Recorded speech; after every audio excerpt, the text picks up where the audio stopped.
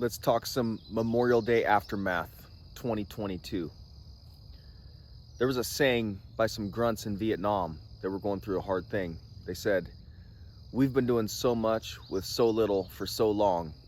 We can do anything with nothing forever." It's kind of funny, but I think that a lot of us veterans have that mentality.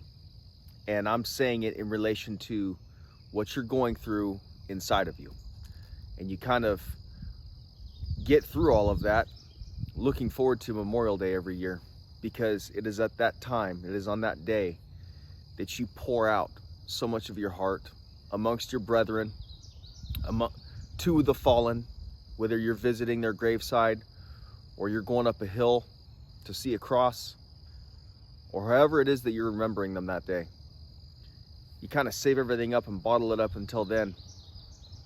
But then I feel like the days afterward are a little bit of a letdown, because most people have moved on from it, but you're still thinking about it.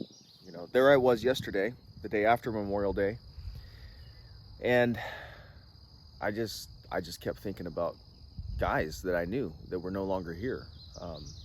Not even guys that were very close to me, just guys that I knew through boot camp, infantry school, that went different directions, and then were killed in action, 2004, 2010. And it just kind of tore me up. But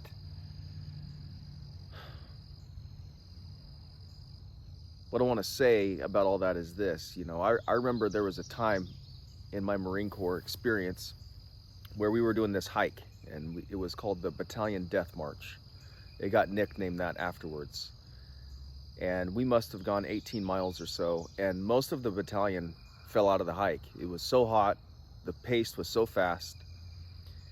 And I remember my platoon looking around there was only about 13 of us left out of almost 40 guys at the very end of it. I was one of the ones that made it. And we were carrying so many weapons with us. As someone would fall out, they're handing off their M16 or their machine gun, whatever it was, and that just gets added onto you. And there's only so long that you can do that until everybody's gonna drop dead and break down. And ultimately, you relate that to your life. There's only so much distance you can go on your own, carrying everybody's gun, carrying everybody's pack.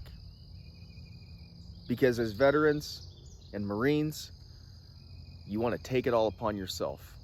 You want to incur that load and just keep going and suck it up and not cry out and not hop in that Humvee and get bailed out of it. But I can tell you that it's impossible. You can't go down that road forever. So here's the answer. God has a plan for your life. And that warrior spirit inside of you that is still beating inside of your chest, that didn't come from you. That didn't come from boot camp. That came from God. He made you. He put that spirit inside of you. He put that longing for brotherhood and camaraderie and intensity and battle. He put that inside of you. And He knows who you are. And He knows everything that you've gone through. And He knows everything that you're going to go through. And I think that some of these things that He has allowed in your life, He allowed because He wants you to cry out to Him. He's actually standing there asking you, can I take your pack from you? Let me carry your weapon. Let me carry your pack. In fact, why don't you hop on my back and I'll finish the hike for you? That's what He's saying. And you see that in His word in Matthew 11, where He says, come to me, all you who labor and are heavy laden, and I will give you rest. Just think about the pack upon your back. Take my yoke upon you and learn from me, for I am gentle and lowly in heart.